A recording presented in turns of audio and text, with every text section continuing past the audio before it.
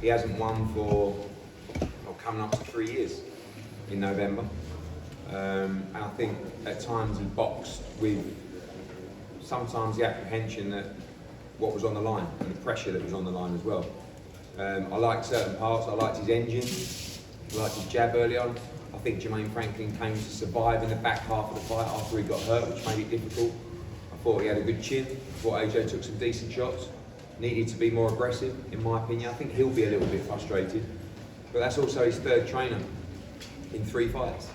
So for me, it was good to get the 12 rounds, and hopefully he can go straight back to camp and keep working. I know you talked about Tyson Fury as negotiations after this fight. I spoke to Derek James, he said he needs 2 more fights with AJ. If that's the case, who would you want AJ to be with? I think Dillian Whyte's a good fight. I think that the problem is always going to be the public will want the biggest fights that are out there, and that's the Tyson Fury fight.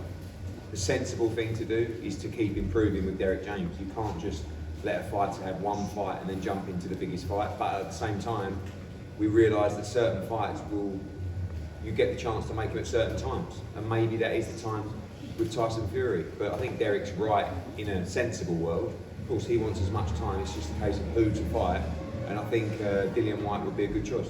Eddie, do you believe that the fact that it's changed trainers a few times now, maybe that has contributed to the problem, and maybe that apprehension because of the changing styles from Bob McCracken and then obviously Robert Garcia has moved trainer again? Do you think that's sort of part of it, and are you sort of against all these trainer changes? Or yeah, always against multiple trainer changes, but also for giving them a chance. Yeah. I mean, Robert Garcia came in as a bit of a stopgap. It didn't really work out, but it was a better performance against Usyk. Yeah. Now Derek James did 12 rounds with him tonight. He'll go away. He'll think there's loads of stuff to work on with Anthony. And I feel like the key is to keep him active.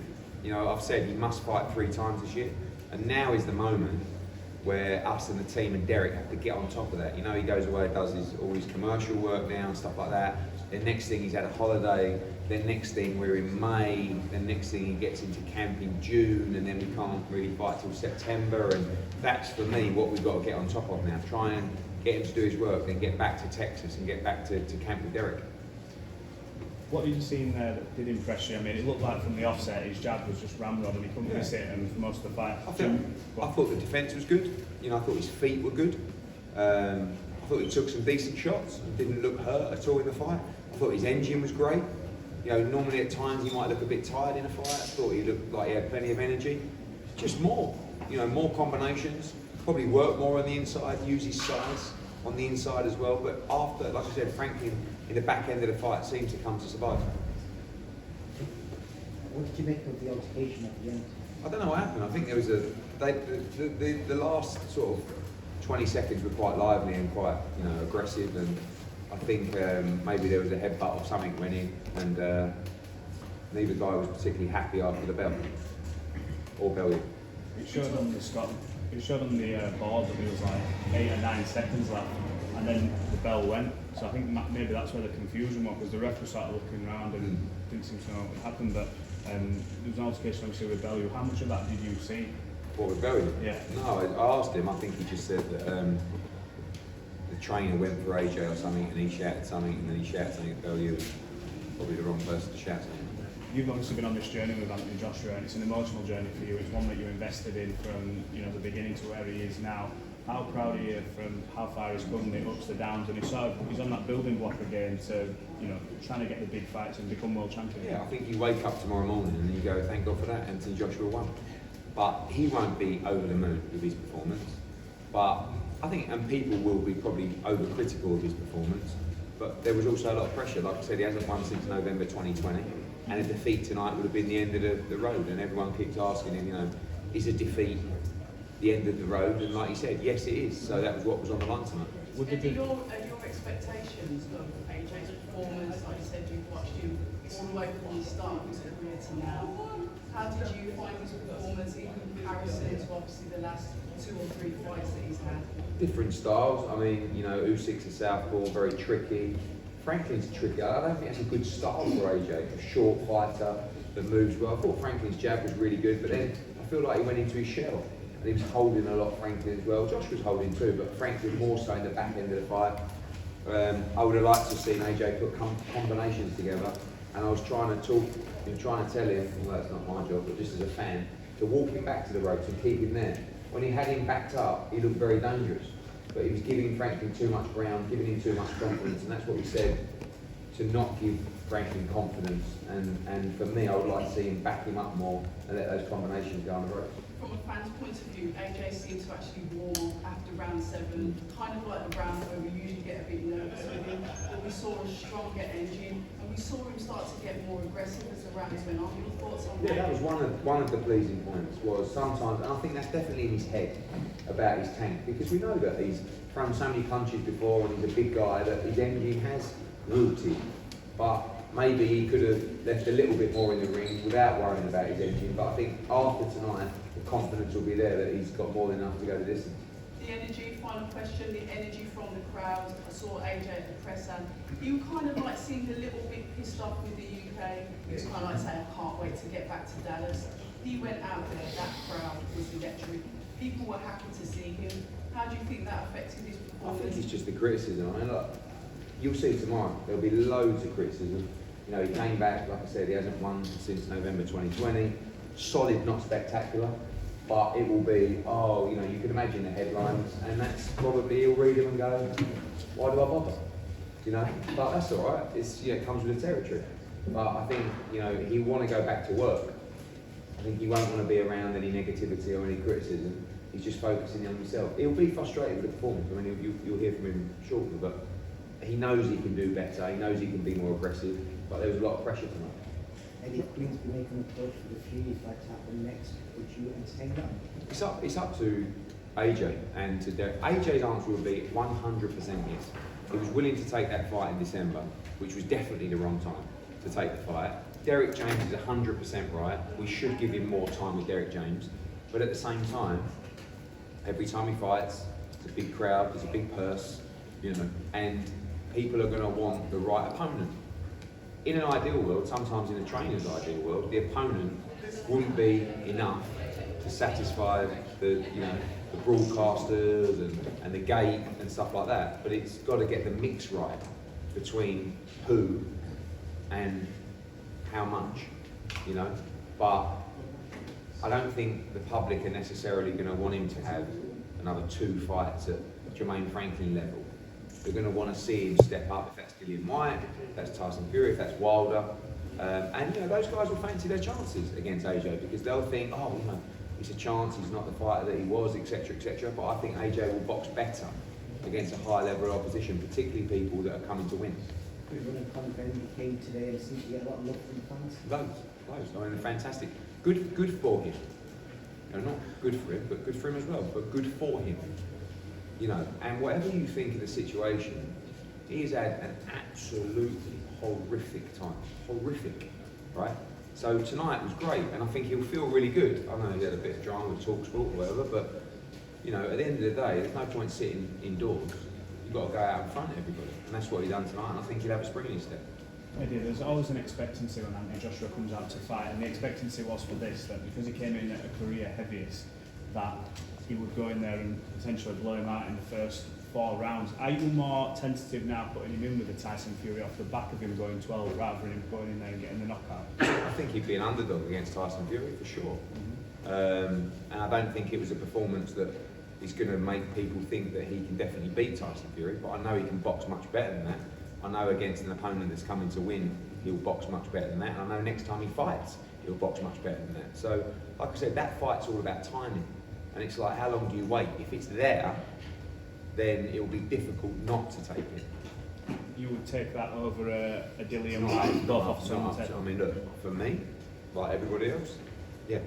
But, you know, I think we can't just keep going, train a 1 fight into a big fight, train, you know, so it'll be up to Derek to sit down with AJ. But like I said, you know, and answer that question, it's difficult to have those fights and drive the same interest. What might be right for the development of his career might not be right for the commercial numbers. So you've got to get the balance right. Eddie, I'm sure you've seen the article from The Guardian today.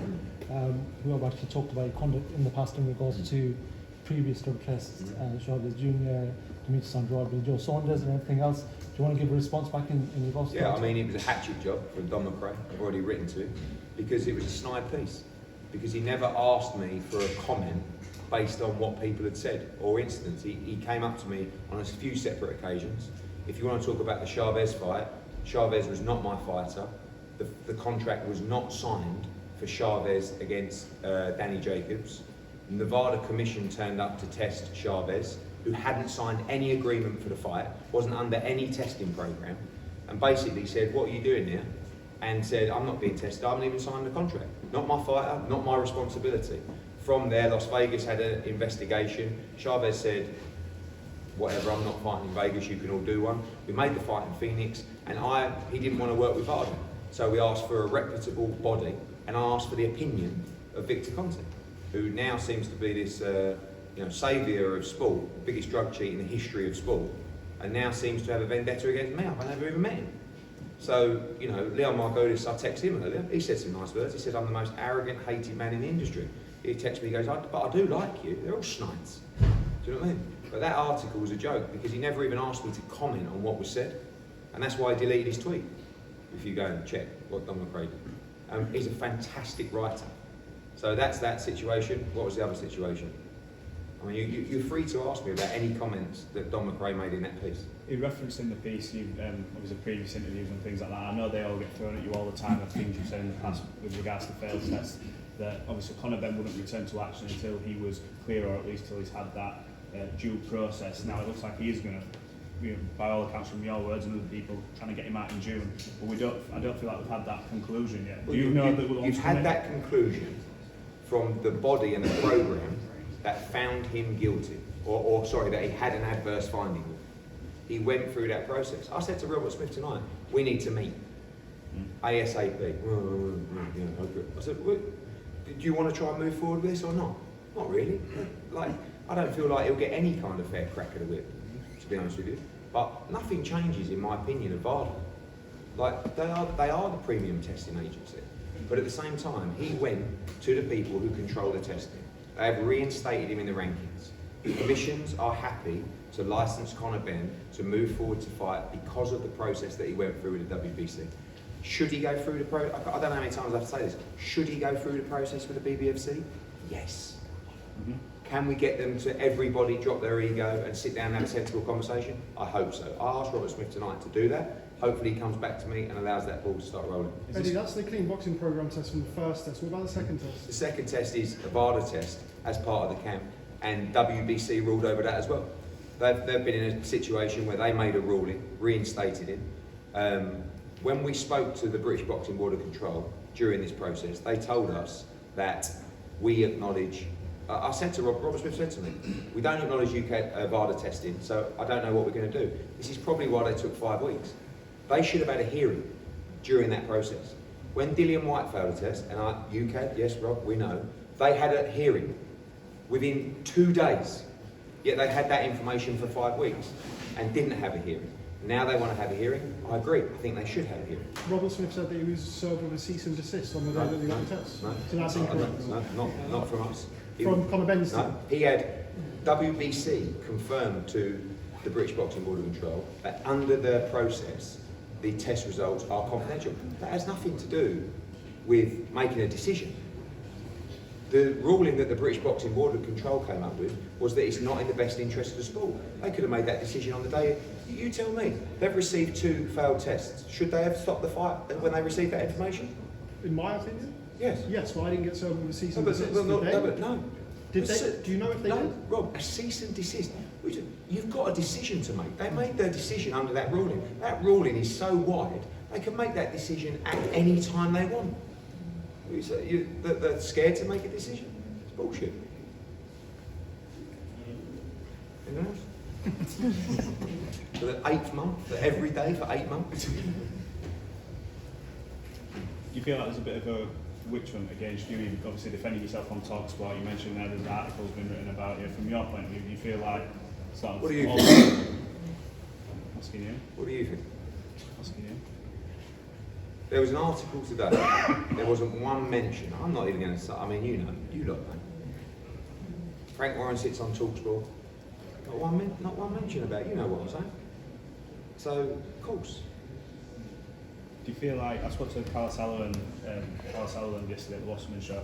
He feels obviously hard done by, and he didn't want to answer any questions because he said they had no communication. He says no one gave me a call about anything. We weren't told about stuff on time. Do you think they were a bit hard done by in terms of communication? I think Carl Sullivan spoke to his fighter and wanted the fight to progress.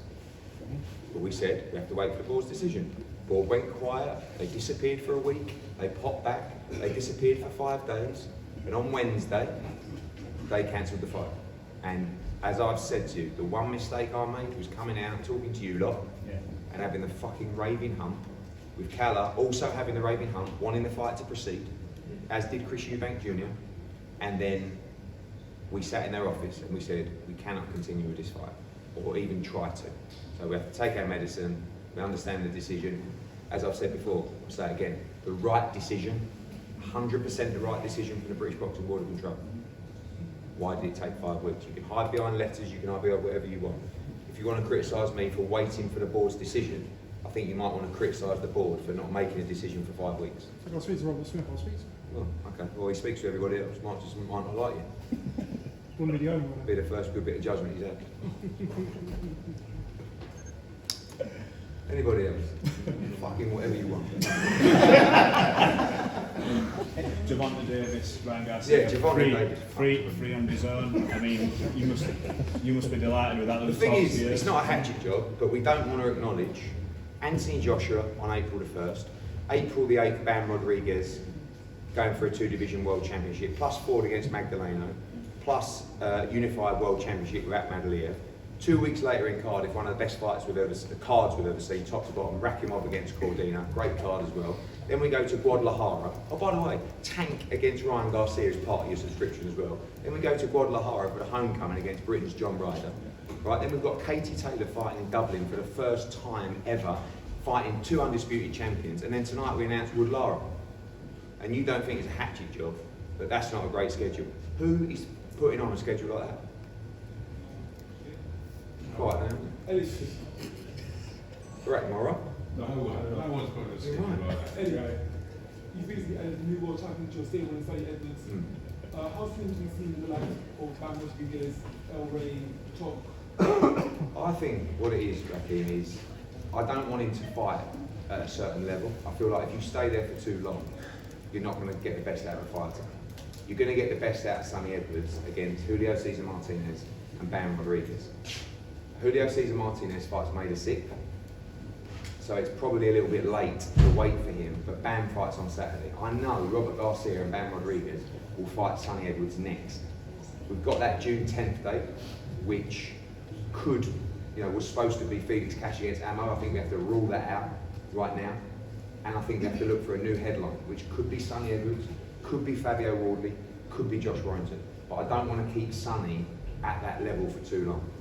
I want to see him in the big fights. And I love his mindset, by the way. I never really used to like Sonny Edwards. I think he's really bright. I think he's got a great boxing IQ. And I think when you talk to him sensibly, I think he's a very bright individual. He's a great talker, and I think he's a tremendous fighter. I've noticed you have a long relationship with some of your fighters, Sonny Edwards, Derek Chisora. What is about that chemistry that you have with your fighters these days? Because I'm honest. I had it with Dillian White tonight in the toilets.